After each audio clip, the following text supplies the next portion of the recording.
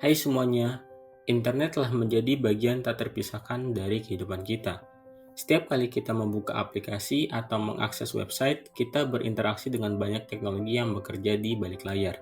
Bagi seorang backend developer, memahami bagaimana internet bekerja adalah kunci untuk membangun aplikasi yang efisien dan dapat diandalkan.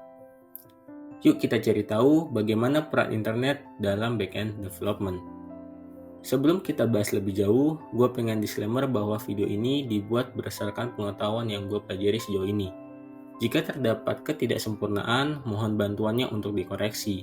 Mari kita belajar dan tumbuh bersama. Oke, kita masuk ke bagian roadmap. Di sini gue akan membahas beberapa poin terkait. Bagian 1, internet. Apa itu internet dan bagaimana manfaatnya? Bagian kedua, komunikasi. Bagaimana proses komunikasi pada protokol TCP/IP? Dan bagian ketiga, IP address. Apa fungsi dari IP address? Bagian selanjutnya, bagian 4, Domain Name System atau DNS. Apa fungsi dari Domain Name System? Dan bagian terakhir atau bagian kelima, peran internet pada backend development. Mengapa internet penting bagi backend development? Kita masuk ke bagian pertama, internet. Apa itu internet dan bagaimana manfaatnya? Bayangkan internet seperti jalan raya yang menghubungkan berbagai kota.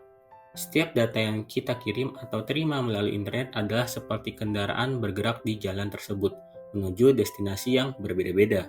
Jadi internet adalah jaringan komunikasi global yang menghubungkan berbagai perangkat di seluruh dunia. Dengan internet, kita dapat mengakses informasi, aplikasi, dan layanan yang tersebar di berbagai tempat. Bagaimana dengan contohnya? Oke, gue akan kasih contoh sederhana.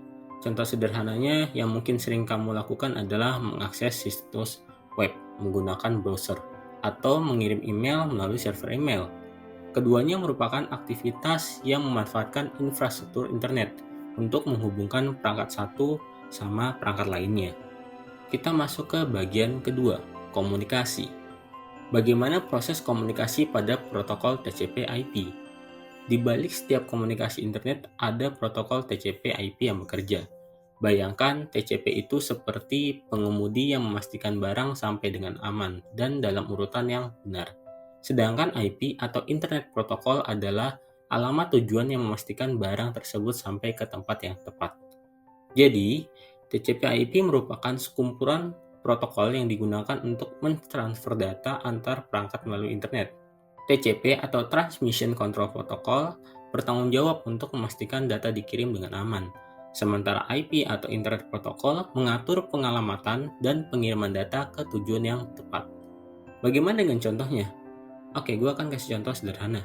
Contohnya adalah ketika kita mengirim email. TCP memastikan email sampai ke tujuan, sedangkan IP memastikan email tersebut sampai ke server yang benar.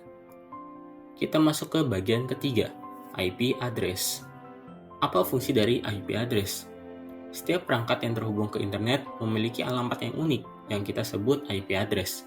Bayangkan IP address seperti alamat rumah di dunia nyata yang memastikan pengiriman barang sampai ke alamat yang tepat. Tanpa IP address, perangkat tidak dapat saling berkomunikasi serta data tidak akan tahu kemana harus dikirim. IP address adalah serangkaian angka yang digunakan untuk mengidentifikasi perangkat atau server di jaringan internet.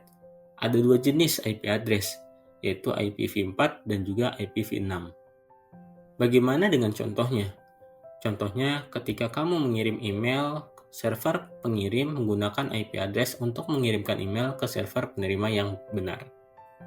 Kita masuk ke bagian keempat, Domain Name System atau disingkat DNS. Apa fungsi dari Domain Name System atau DNS? Bayangkan DNS itu seperti buku telepon atau direktori yang membantu kita menemukan nomor telepon berdasarkan nama seseorang. DNS memungkinkan kita mengakses website tanpa perlu menghafal alamat IP, cukup mengetikkan nama domain saja. Jadi, fungsi dari DNS adalah bertugas menerjemahkan nama domain yang mudah diingat menjadi IP address yang digunakan untuk mengidentifikasi lokasi server. Bagaimana dengan contohnya? Contohnya ketika kita mengetikkan alamat sebuah website di browser. Kita tidak perlu mengingat alamat IP-nya, cukup mengetikkan nama domain yang akan menampilkan hasil dari pencariannya. Oke, kita masuk ke bagian terakhir, bagian kelima. Peran internet pada backend development. Mengapa internet penting bagi backend development? Sebagai backend developer, kita bekerja dengan data dan aplikasi yang membutuhkan koneksi internet untuk bisa berfungsi. Internet adalah jembatan yang menghubungkan aplikasi dengan data. Bayangkan internet sebagai jaringan kereta yang menghubungkan berbagai stasiun di seluruh dunia. Backend developer memastikan kereta-kereta ini bisa berjalan dengan lancar, mengantarkan data dari satu tempat ke tempat yang lainnya. Jadi, dalam backend development, internet adalah penghubung antara aplikasi dan berbagai layanan lain seperti database, API, atau server lainnya untuk menjalankan fungsinya. Tanpa internet, aplikasi tidak bisa mengakses data atau berinteraksi dengan pengguna lainnya. Bagaimana dengan contohnya? Contohnya pada aplikasi e-commerce. Internet menghubungkan server dengan sistem pembayaran ataupun dalam menggunakan API untuk mendapatkan data produk yang terhubung secara langsung ke server backend. Kita masuk ke bagian kesimpulan. Proses kerja internet adalah salah satu fondasi utama dalam aplikasi backend. Dengan memahami bagaimana internet bekerja, mulai dari protokol komunikasi seperti TCP/IP, pengalamatan dengan IP address, hingga pemetaan nama domain melalui DNS. Backend developer dapat membangun aplikasi yang lebih efisien, aman, dan juga handal.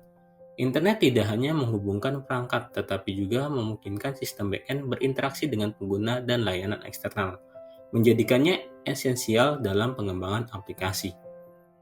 Sebagai penutup, gue punya pertanyaan untuk kalian semuanya.